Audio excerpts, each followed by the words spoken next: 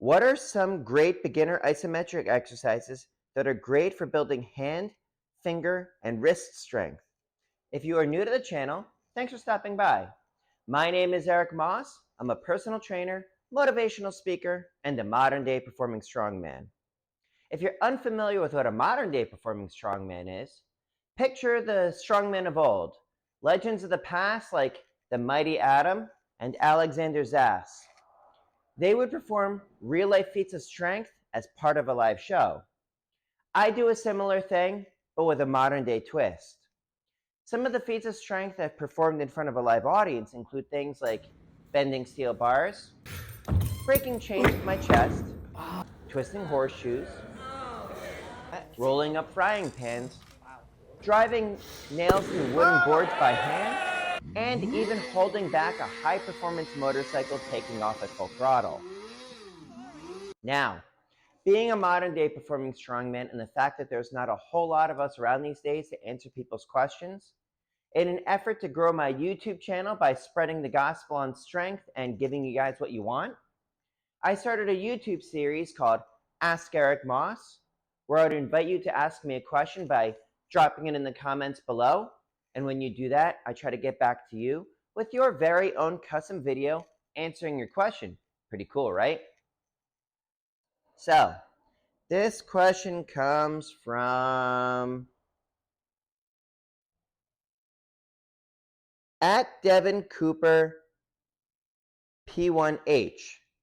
And they said, what are some great beginner isometric exercises that are great for building hand, finger, and wrist strength?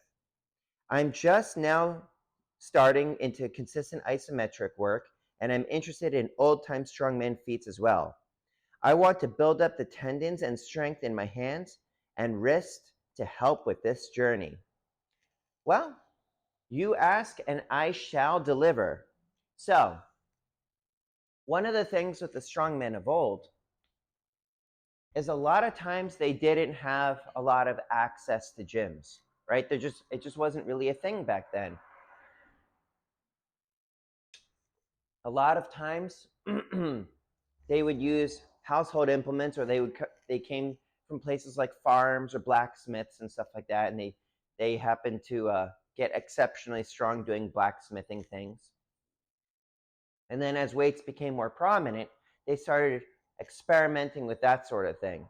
So, in terms of strength training specifically for the feats, because you had mentioned you're interested in strongman feats, what I would recommend is you, in terms of like some isometric exercises, is you would take the technique that you would use for like bending steel bars and bending nails and twisting horseshoes and stuff like that. In which case, if you want the specific technique, there are resources that you can use here on YouTube. If you look up Hercules Chris Ryder, he has some instructional stuff that is free. He also has some books on the subject of ripping cards and twisting horseshoes, because there is a bit of technique there that you would need to learn. And quite frankly, he's the best at teaching the technique.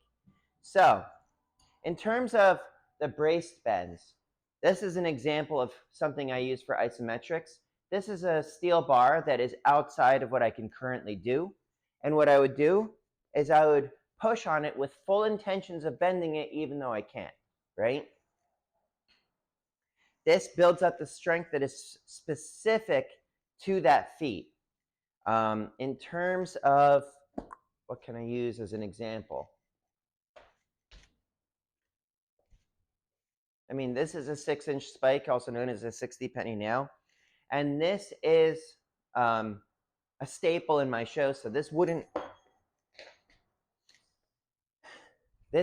be considered an isometric work. But let's just say, for the sake of argument, that this is something that I couldn't do. I would do the same thing with this. In terms of decks of cards, if you wanted to do isometrics with a deck of cards, take a deck of cards, wrap it a couple times around with duct tape so that it's something that you can't rip, and then try to rip it. But with the deck of cards, One of the nice things with that, and that's one of the reasons I would recommend it for people getting started with feats of strength, is it has the progression built right in. So let's just say that you might not be able to do a full deck of cards, but you could do half a deck. Rip half a deck, and 1 week at a time, add a card. One card doesn't make much of a difference, and it shouldn't be enough to set off those threat mechanisms that prevent you from reaching your potential. And that would be a way to train up to ripping a full deck of cards.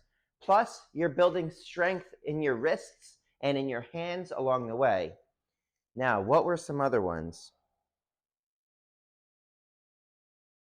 Finger and wrist strength. So that would be something that I would recommend.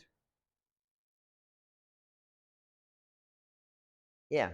But in terms also of that, is quite honestly, anytime that you are attempting to push on something, like with a wrist curl or even the reverse way, or like this, right? Anytime you are putting strain on that, it will add wrist strength. So one of the things that I would invite you to do is think of and be creative with different ways of training that. If you have access to a power rack, there's 1,000,003 ways to do it. And this book by Steve Justa, I'm not really sure how to pronounce it, has all sorts of different ideas of things that you can do. So, it's like you're only limited by your imagination with this.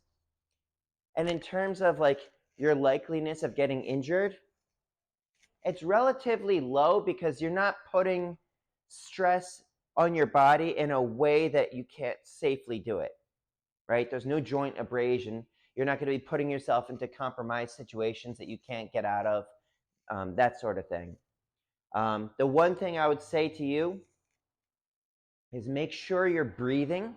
With isometrics, your blood pressure can spike. Make sure that you have a clean health history that can withstand the pressures that come from isometrics. And I also like to, like you've heard me talk about this before. Someone once referred to me as the random number generation strongman, which is funny because I have a lot of clients that play Dungeons and Dragons, and they just love that idea, right? But take a pair of dice, roll it. However many dots are sticking up, that'll be the length of the contractions that you're shooting for.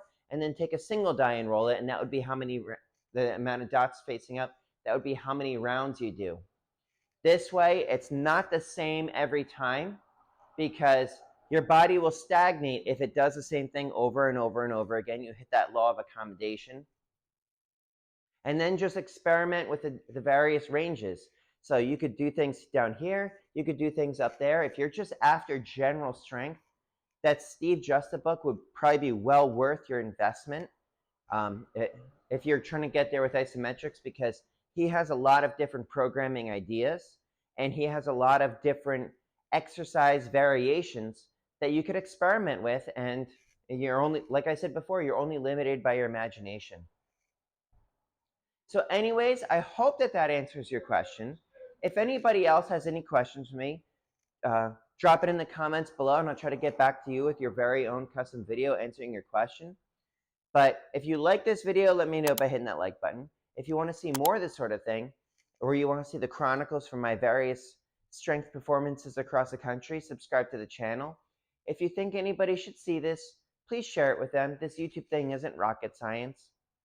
And of course, if you want to support the channel, do all the things that I just mentioned. That sort of thing does help me grow the channel and get seen by more viewers, especially when you drop comments and hit likes and stuff like that and shares. YouTube wants to keep you on the platform. And you can also further support the channel by dropping a super thanks. That sort of thing does help directly, lets me know exactly who is thankful that they watched the video. And you can also pick up a copy of my book, Link is in the description below. This book chronicles my story becoming a modern-day performing strongman and some of the various lessons that I learned from my my mentors in the strength performers world. But that's it for today. Stay tuned for next time, and I hope you had a wonderful Thanksgiving. And well, stay tuned for next time. And in the meantime, please stay happy, healthy, and strong. Eric Moss, over and out.